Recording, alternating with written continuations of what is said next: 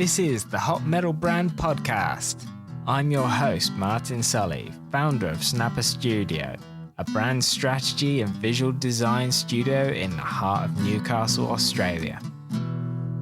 And I'm on a mission to help you gain clarity in your brand and confidence in what you're selling.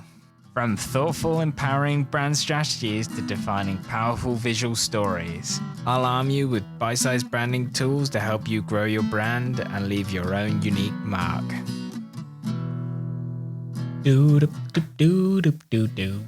Hello and welcome back.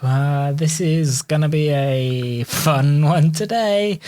So, if you were a child growing up in the 90s in the UK, you no doubt would have heard of two characters called Zig and Zag. They were pretty unbearable.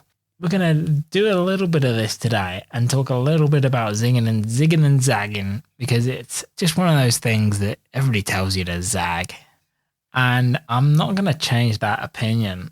I think cookie cutter businesses, you're not going to have the leverage that you should do from just doing the same old thing. Going back to 2007, I was lucky enough to have invited to our university John Hegarty. And John Hegarty is probably not a name that you know. He was a partner in a advertising agency called Barty Bogle Hegarty, or BBH for short. Now, they did some pretty amazing stuff, and presumably they're still running. I mean, they've been around since like way before 1982. Anyway, 1982, they helped Levi's launch a pair of black jeans, and that doesn't sound that amazing, but black jeans just weren't a thing. Denim was always blue.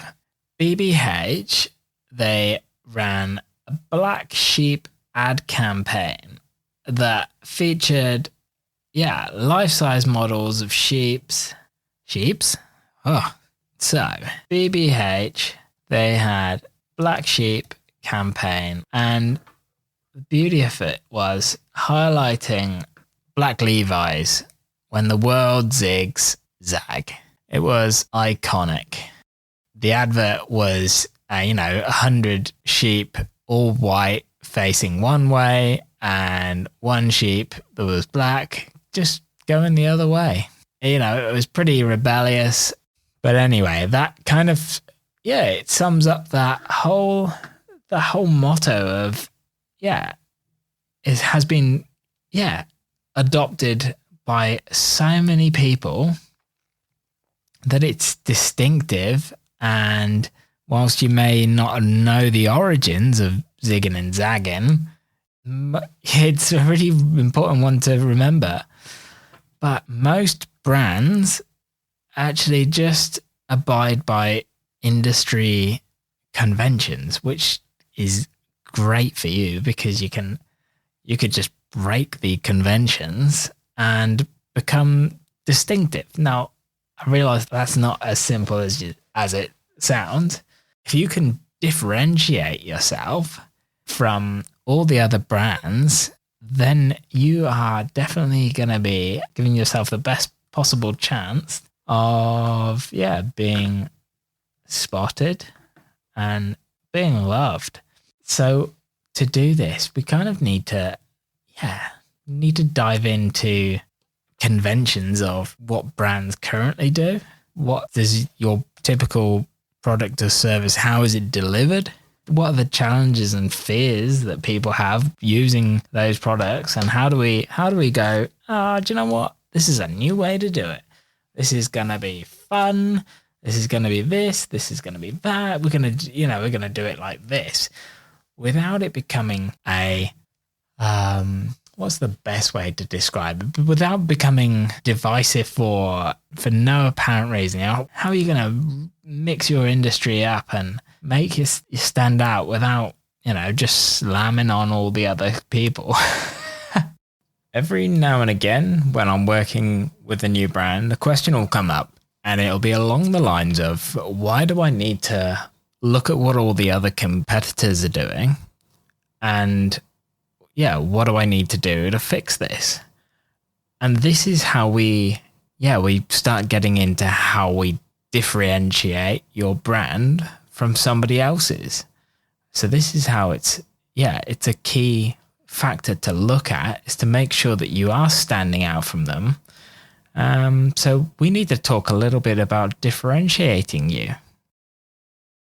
So differentiating your brand. How do we do that? So we've got 2.7 seconds to capture people's time and attention. Now we want them to invest the time back into your brand and make you the irresistible and irreplaceable brand that is different.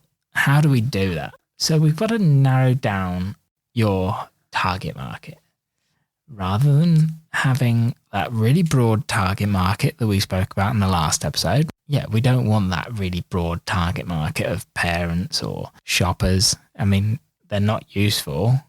To narrow it down, we then have to find out what their unique problems are, so we can uniquely benefit the customer and provide a solution that fixes their problems.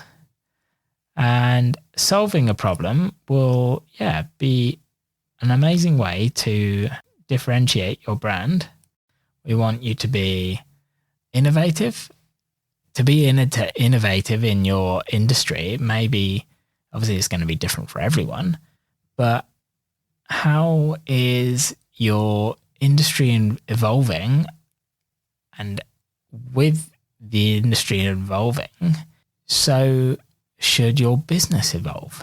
If you're always one step behind your competitors, you're always going to be chasing them.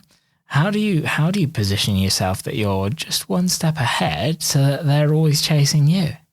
It's not by offering similar services to your competition.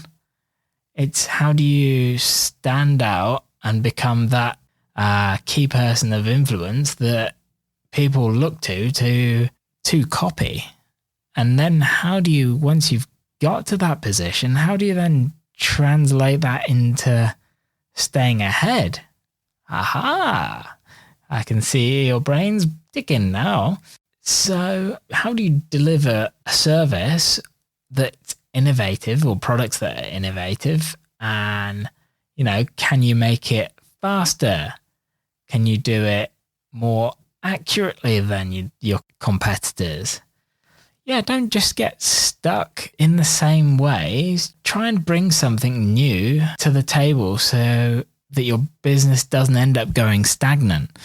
And this could be you're testing out products, you're testing out new courses, you're looking at different products and selling new things. You're researching. This could be one really good way to do it, is to look at the competition, identify them, and then forget about them.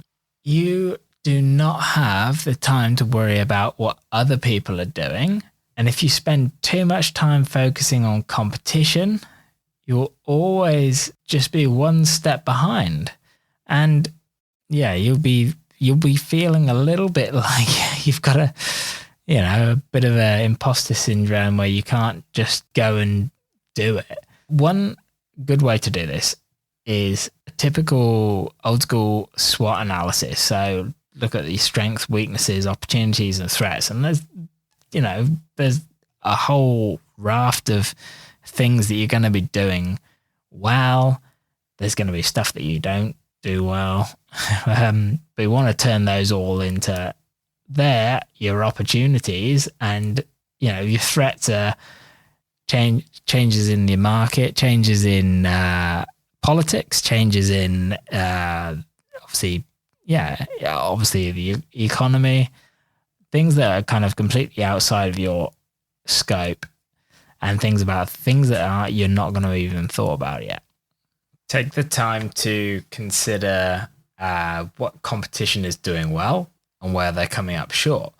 By finding the bits where they fall short in, you can spot all the stuff that you can implement and innovate to make yourself distinctive and different. One of the most fun ways to think about it is to consider your brand as a villain. You know, what great story doesn't have a villain and, you know, a hero's nemesis? You know, it can be the inspiration that you need to pick out something that differentiates yourself. What would, you know, Luke Skywalker be without Darth Vader? What would, you know, Batman be without the Joker? Every great story has a villain. And how can your brand kind of start applying that to, you know, do a few fun things for your brand?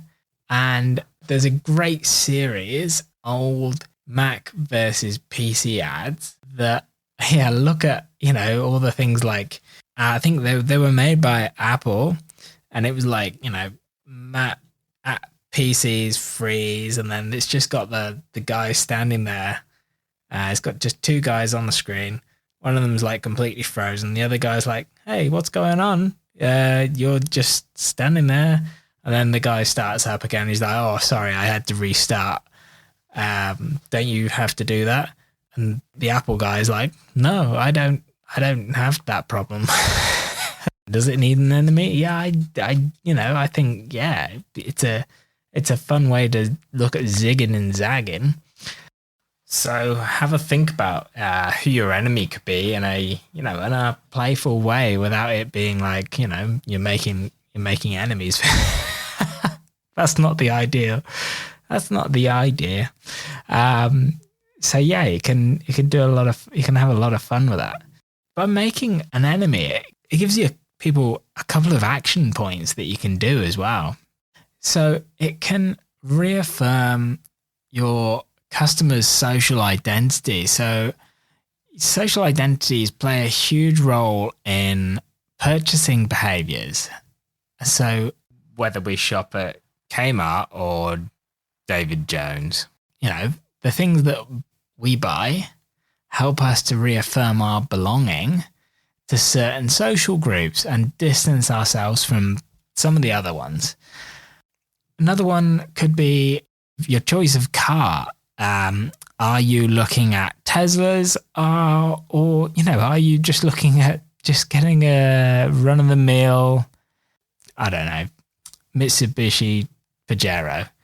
And, you know, are you environmentally conscious? That purchase visibly demonstrates your active role in either fighting pollution, or it reinforces, you know, your identity in other people's minds or your own even.